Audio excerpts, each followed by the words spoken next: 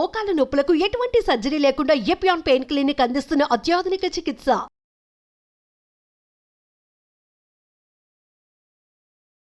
So ఆ ధ్యానం, ఈ సిరిధాన్యం రెండు కలిస్తేనే మానవ జాతికి ఆరోగ్యం.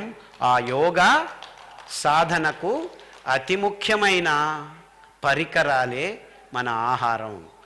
ఆహారాన్ని మనం సరిగ్గా నిర్వచించుకోకుండా, నీటిని శుభ్రం చేసుకోకుండా, అంటే మీరందరూ ఇప్పుడు నీళ్ళని ఎలా రచనాత్మకంగా మార్చుకోవాలి, ఈ ప్లాస్టిక్ బాటిళ్ళు, ఈ ప్లాస్టిక్ పైపులే మనకు దొరుకుతున్నాయి అనుకుంటున్నారు. మన పూర్వీకులు దానికి కూడా అతి సరళమైన విజ్ఞానాన్ని అందించారు.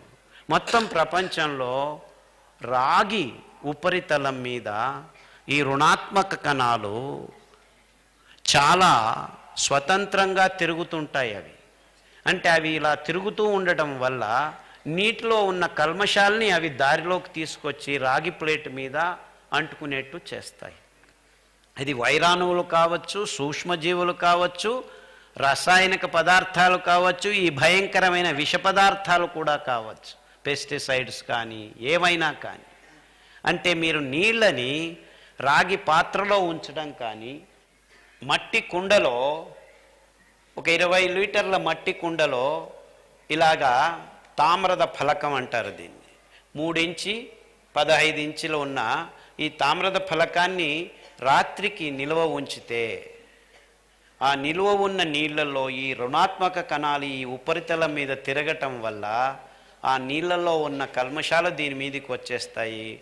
నీళ్లు రచనాత్మకంగా తయారవుతాయి, స్ట్రక్చర్డ్ వాటర్ తయారవుతుంది. ఆ స్ట్రక్చర్డ్ వాటర్ని మీరు తాగితే, ఆ స్ట్రక్చర్డ్ వాటర్ని మీరు వంటకు వాడితే, మీ పొట్టలో పచననాళంలో పేరుకున్న ఈ కల్మషాలన్నీ ప్లాస్టిక్ నానో పార్టికల్ సమేతం 6 నెలల్లో మీ దేహంలో నుంచి బయటకు వచ్చేస్తాయి. అంటే మిమ్మల్ని మీరు శుభ్రం చేసుకోవాలి. నిజంగా అంతరంగంలో శుభ్రం చేసుకోవాలంటే మీరు వాడాల్సింది తామ్ರದ ఫలకం సోకిన సృజించిన నీళ్లను. సో 7-8 గంటల్లో మీ నీళ్లు శుభ్రమవుతాయి. మాకు హేమమాలిని చెప్పింది ఆర్ఓ వాటరు, మాకు ఆల్కలైన్ వాటర్, ఈ టెక్నాలజీ ఆ టెక్నాలజీ. ఏ టెక్నాలజీ మీ నీళ్లను శుభ్రం చేయలేదు తామ్ರದ ఫలకం చేసినట్టు. సో మీరు అన్ని ఫిల్టర్లు వాడిన తర్వాత ఆ నీళ్లను ఒక మట్టి కుండలో పెట్టి రాత్రి కాపర్ ప్లేట్ పెట్టండి. దాని నుంచి వచ్చిన నీళ్లను మీరు ఉదయం వంటకు, పిల్లలకు. ఇంతకుముందు మన దేశంలో పెద్ద పెద్ద రాగి హండాలు ఉండేటివి, దాంట్లను వేడి చేసి ఆ నీళ్ళనే స్నానం చేసేవాళ్ళం. కానీ రాగి పాత్రలో వంటలు వండుకోవద్దండి, ఎందుకంటే కల్మషాలు ఎక్కువ అవుతాయి ఆ ఎలక్ట్రాన్స్ వల్ల, మన ఆహారంతో అది జరిపే చర్యల వల్ల. సో రాగి పాత్రల్లో ఎవరు వంటలు వండుకోకూడదు. రాగి పాత్రలో నీళ్లను మాత్రమే నిల్వ ఉంచుకొని, ఆ నీళ్లను తీసుకొని స్టీల్ పాత్రల్లో అయినా వండుకోవచ్చు, లేకపోతే మట్టి కుండల్లో అయినా వంట వండుకోవచ్చు. మట్టి కుండలు అతి శ్రేష్టమైనటివి. వంట వండుకోవాలంటే మీకు అతి ముఖ్యమైనది మట్టి కుండలు. కానీ మట్టి కుండలో ఇప్పుడెవరు వంటలు పెడతారా, పో అంటారు.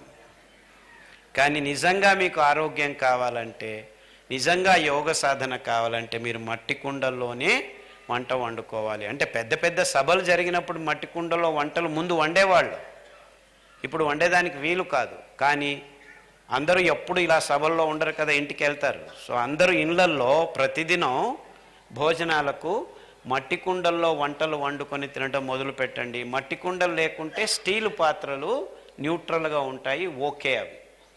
సో మట్టి కుండలు కానీ స్టీల్ పాత్రలు కానీ మీ ఆహార పదార్థాలని ముట్టచ్చు, కానీ వేరే పాత్రల్లో మీరు వంటలు వండుకోవద్దండి.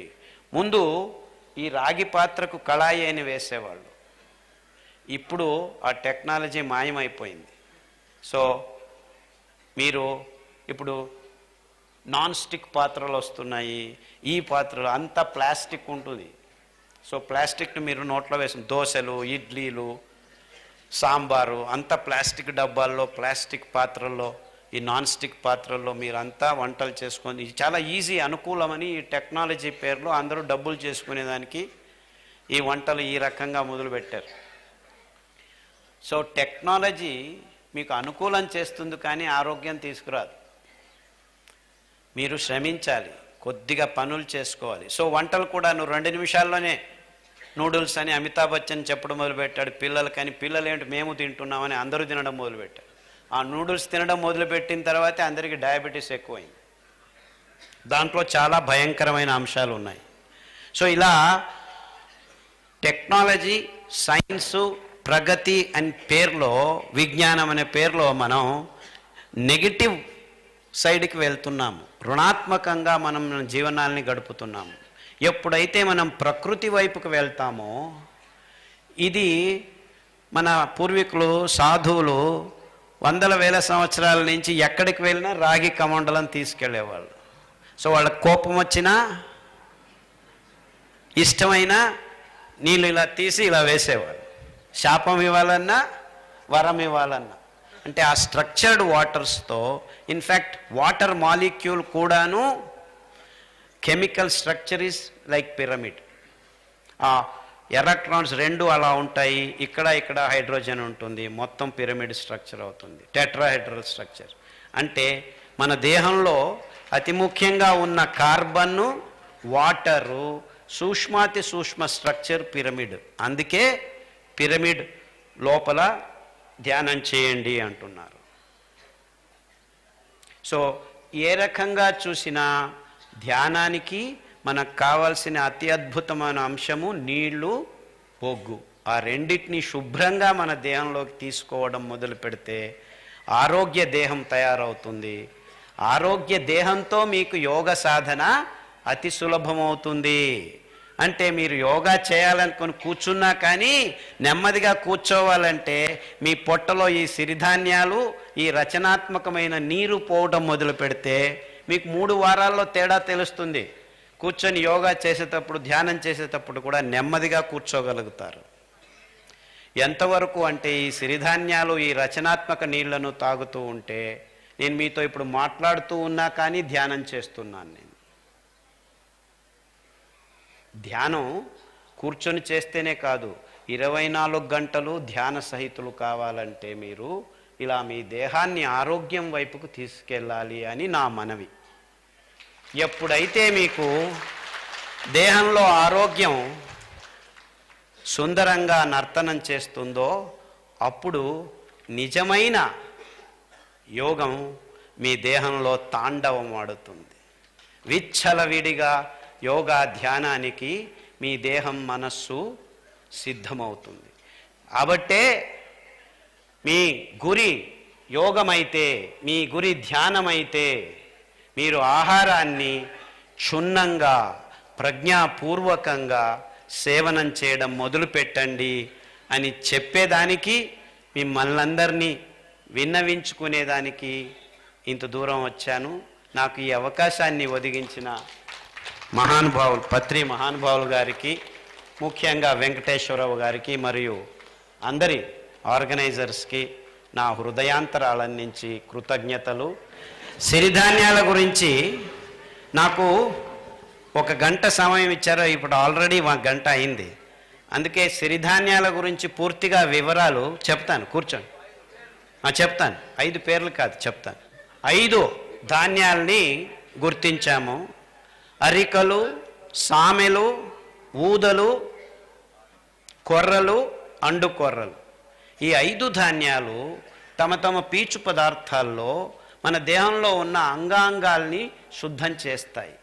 అంటే ఉదాహరణకు కొర్రలు మీ శ్వాసకోశాల్ని, నరాల్ని శుద్ధం చేస్తాయి. అరికలు మీ రక్తాన్ని, ఎముకల మధ్యను శుద్ధం చేస్తాయి. ఊదులు మీ కాలేయాన్ని, మూత్రపిండాల్ని, ప్లీహాన్ని, క్లోమము ఇలాంటి నిర్నాళ గ్రంథుల్ని శుద్ధం చేస్తుంది. సామెలు మీ బీజ కణాలని శుద్ధం చేస్తుంది. అంటే గర్భకోశం, అండాశయం, వీర్యకణాలు. ఇలా మగవాళ్లలో వీర్యకణాలు, ఆడవాళ్లలో గర్భకోశం, అండాశయం. అంటే మీ ఆరోగ్యం ఈ హార్మోనుల సమతులనం మీద ఉంది అంటే సామలు అతి ముఖ్యం. దానికి తోడు అండుకొర్రలు మీ పచననాళాన్ని మరియు వేరే వేరే అంగాల్ని శుద్ధం చేసే పీచు పదార్థాన్ని పొందుంది. ఇలాంటి విషయాలన్నిటినీ సమగ్రంగా సిరిధాన్యాలు అనే పుస్తకంలో అమర్చారు. దీని పీడిఎఫ్ మీకు ఈ నెంబర్కి ఫోన్ చేస్తే మీ స్మార్ట్ ఫోన్కు మొత్తం పుస్తకము డిజిటల్ కాపీ వచ్చేస్తుంది, ఫ్రీగా వస్తుంది. అంతేకాకుండా గూగుల్ డ్రైవ్లో 7-8 పుస్తకాలు డాక్టర్ ఖాదర్ అంటే మీకు ఫ్రీగా లభిస్తాయి. అందులో క్యాన్సర్ 14 రకాల క్యాన్సరు ఏ విధంగా మనం బాగు చేసుకోవచ్చు, ఎస్ఎల్ఈ ఎలా బాగు చేసుకోవచ్చు, ఫిట్స్ ఎలా బాగు చేసుకోవచ్చు, కిడ్నీలో రాళ్ళు, కిడ్నీ క్రియాటినిన్ ఎక్కువైతే డయాలసిస్ పోకుండా వెనక్కి రావచ్చా, ఇలాంటి విషయాలన్నిటినీ సమగ్రంగా పట్టి రూపంలో ఏ ఏ కషాయాలు తాగాలి, ఏ ఏ సిరిధాన్యాలు తినాలి, ఎలా తినాలి, వంటకాలు ఎలా వండుకోవాలి, అన్ని విషయాలు ఈ పుస్తక రూపంలో అమర్చారు. అంతేకాకుండా సిరిధాన్యాలతో సంపూర్ణ ఆరోగ్యం అని రాంబాబు గారు కూడా ఇంకొక పుస్తకం తయారు చేశారు. ఈ పుస్తకాలన్నీ పీడిఎఫ్ రూపంలో ఫ్రీగా అంతర్జాలంలో మీకు లభిస్తాయి. Doctor Khader Google drive free డౌన్లోడ్స్లో ఉన్నాయి. సో దానికి నెంబర్ మీకు ఒకసారి చెప్తాను, అందరూ నోట్ చేసుకోండి. 9949141140 9949141140 9949141140 ఈ నంబర్కి మీరు వాట్సాప్ చేస్తే మీకు పీడిఎఫ్ కాపీ దొరుకుతుంది. చాలా విషయాలు ఇంకా నాకు సమయం ఉంటే అందరితో పంచుకోవాలనింది, కానీ ఇది జస్ట్ బిగినింగ్. ఈ విషయాల గురించి మీరందరూ ఆసక్తితో చదవండి. యూట్యూబ్లో గంటల తరబడి నా ఉపన్యాసాలు ఉన్నాయి. చాలా విషయాల గురించి ఇంకా వివరంగా భాషణ ఉంది. అందులో మీరందరూ గమనించి మీ ఆరోగ్యాల్ని సరిచేసుకుంటారు. మీ ముఖ్య గురి ధ్యానం కాబట్టి మీరందరూ వెంటనే విషయాల్ని సక్రియంగా గమనిస్తారని నేను ఆశిస్తున్నాను. మళ్ళా అందరికీ ధన్యవాదాలు.